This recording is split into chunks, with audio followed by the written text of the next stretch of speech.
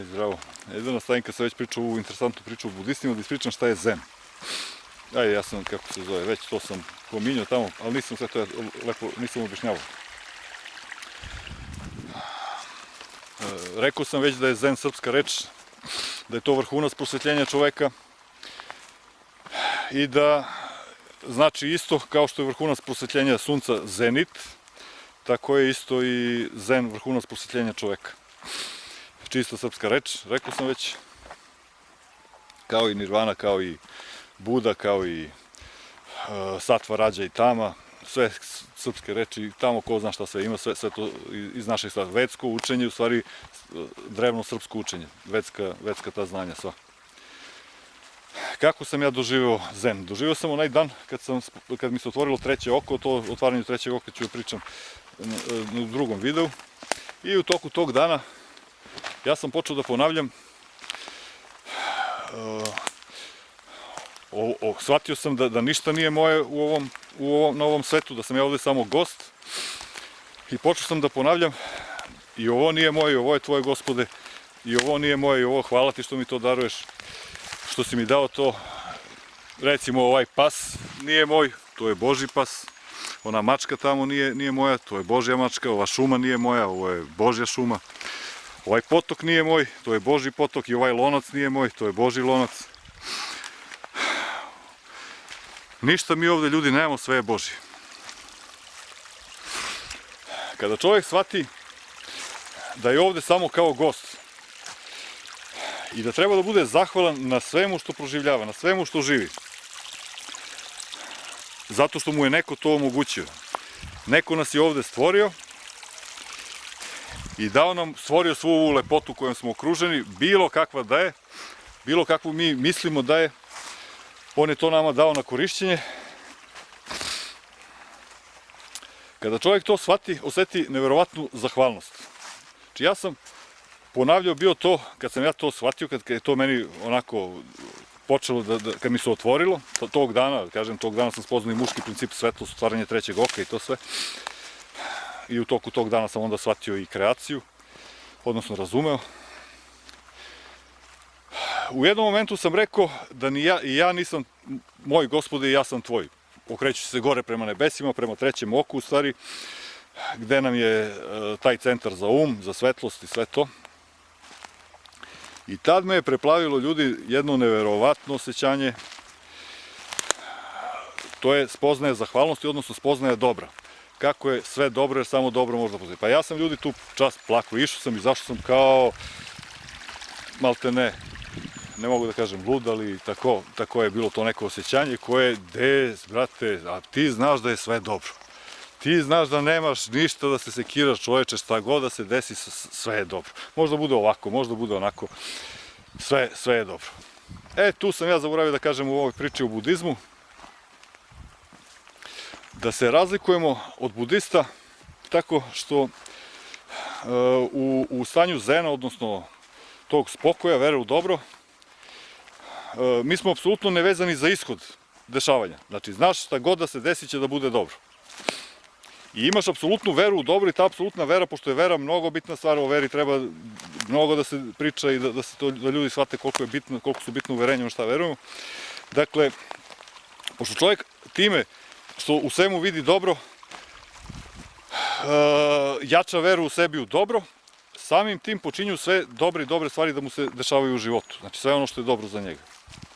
Sa druge strane, budisti razvijaju filozofiju koja izlazi znači, stvari su onakve kakve jesu, znači, nisu ni dobre ni loše, i stvaraju ravnodušnost u čoveku, znači, ne spokoj, nego ravnodušnost. Znači, može da bude šta hoće, može mu padne atomska bomba posred njega da pobije sila narod, to je sve tako, to može, on je bitan, on je nebitan, znači, sve je to ta filozofija koja je potpuna ravnodušnost ka kreaciji, znači, potpuno su odvojeni od kreacije.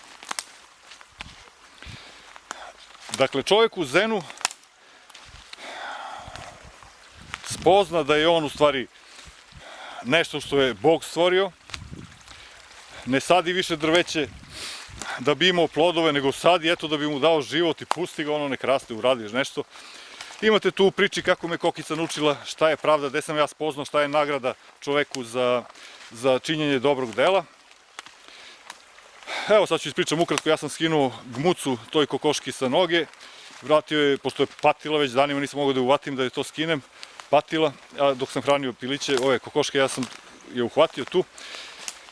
Skinem i osetim neko nevjerovatno raspoloženje dobro u meni. Osjećaj je bio fantastičan, kao da sam učinio ko zna kakvo dobro delo to što sam skinuo kokoški s noge tu gmucu. I spustim je dole da jede, a ona, čovječe, odmah zabi glavu ono da jede, ma nikakav trag zahvalnosti ja nisam vidio u njoj. Potpuno sam se onako izbezumio i rekao, čekaj, ma da je raširila krilima, da se protegla, da je zakokodakala, nešto da me pogledala, bar ništa. Samo zabila odmah glavu dole i počela da kljuca. I ja onako, svo ono dobro raspoloženje iz mene odjedanput je nestalo. I ja se pitam, kažem, pa čekaj, što sam ja uopšte činio ovo dobro delo? Što? Šta je nagrada za to dobro delo? I u tom momentu dođe misao, nagrada je osjećaj koji si osetio u trenutku kad si činio dobro delo. To je jedina nagrada, ljudi, koju treba svaki čovjek da oseti. Ta sreća i radost kad učiniš dobro delo. Ništa drugo mi ne treba da očekujemo, sve drugo dolazi samo po sebi, Bog nam sve daje. Zaboravih da kažem da je zen osjećaj koji treba da se neguje u čoveku, taj spokoj. Znači, svakodnevnim tim ponavljanjem, stalnim ponavljanjem i podsjećanjem sebe da ništa nije naše, da je sve Božje ovde, da smo mi samo gosti ovde i zahvalnosti, građanjem zahvalnosti u sebi prema tome što imamo sve što imamo, mi taj osjećaj negujemo u sebi. I vraćamo se ponovo u to stanje zena, odnosno spokoja. To što sam doživio ja u toj spoznaji tog zena, odnosno tu zahvalnost svu i spoznaji dobra, se u srpskom jeziku zove blaženstvo. Blažen, zen, žen, blizu je to, ne znam da li to odatle vuče, ali blaženstvo je taj osjećaj. Neverovatan osjećaj kroz suze, jake suze, zahvalnost Bogu, čoveče, to stvarno, to je, ja mislim, najlepši osjećaj, što svakako osjećaj sam proživao bio, ali to je, znači, i spoznaju Boga u sebi, i Armagedon lični sam doživeo, i nirvanu, i čišćenje, ovo, sve su to veličanstveni osjećaj, ali ovaj mi nekako, znaš, to je nekako, čovjek osjeća blaženstvo samo u tim trenucima kad je on apsolutno svestan da je sve dobro. Sve ostalo su trenuci spokoja. Znači, taj vrhunac prosvetljenja je to blaženstvo, zen.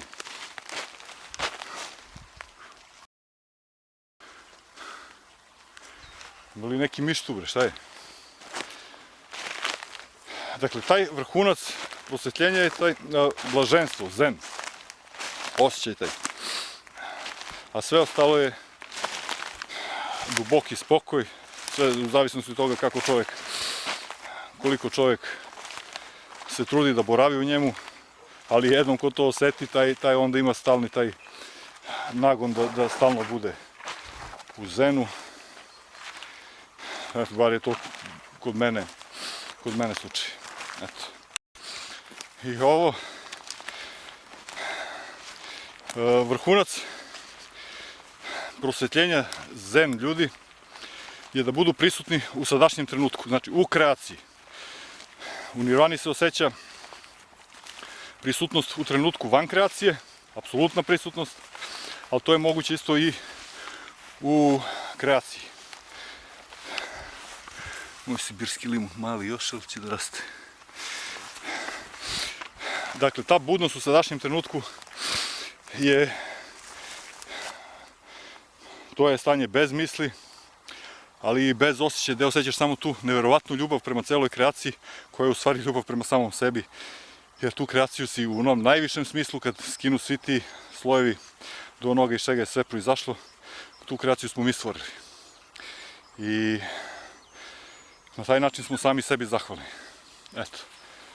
Bambuse, fantastična biljka, pazi, on prošla zima, ovi mrazevi, sve ovo, malo ga nakrivio sneg, ali vidi, zelen. lišće zeleno. Vamos, moram nađem i one deblje malo, znači ne samo čak su dalje malo da snimam. Kako on tu izgleda. Sad kod njega je interesantno što ako je u zemlju posađen, mnogo se brzo razvija i pravi šumu dole. Rizomom se razvija. A ja sam ga ovako u gume je stavljen. I onda valjda, ali počeo ono dole, ide na dole, pa će da vidimo tu da će onda počne probijati okolo i da se širi po dvorište ili ne.